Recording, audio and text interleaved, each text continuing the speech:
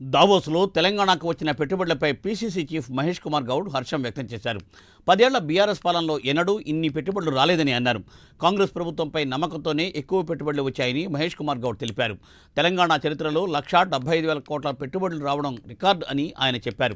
రాష్ట్రానికి వచ్చిన పెట్టుబడులపై చర్చకు సిద్ధమని టీపీసీసీ చీఫ్ పేర్కొన్నారు. దానికి రాజకీయాల్లో ఉన్న ఒక వ్యక్తి 1,75,000 కోట్లు పెట్టుబడి రాష్ట్రానికి వస్తుంటే హర్షించాల్సిన స్థితిలో ఉండి ఇంత చౌకబారు విమర్శ మెగా కృష్ణారెడ్డి అన్న దాన్ని డైవర్ట్ చేసే ప్రయత్నం మీద చేస్తూ ఉన్నారు. పెట్టుబడులు కొన్ని వందల కంపెనీలు వస్తాయి, దాంట్లో మెగా కృష్ణారెడ్డి ఒకరు.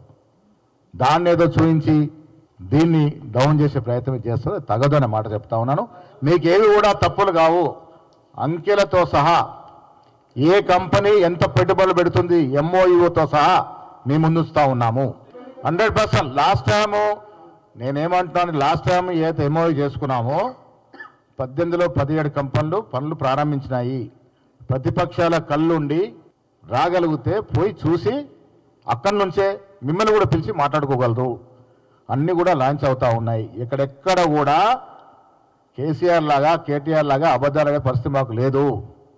అంకెలతో సహా ఎంఓయూ సర్టిఫికెట్తో మేము ముందున్నాము, వాస్తవాలే మాట్లాడుతూ ఉన్నాము. ఇలా వాస్తవాలు రాష్ట్రం అభివృద్ధి జరుగుతుంది కాబట్టి మిమ్మల్ని మొత్తానికే ప్రజలు మర్చిపోతారని భయపడి చిన్న చౌకబారు విమర్శలు చేయడం అనేది తగదు. పెట్టుబడుల విషయంలో చర్చకు సిద్ధము.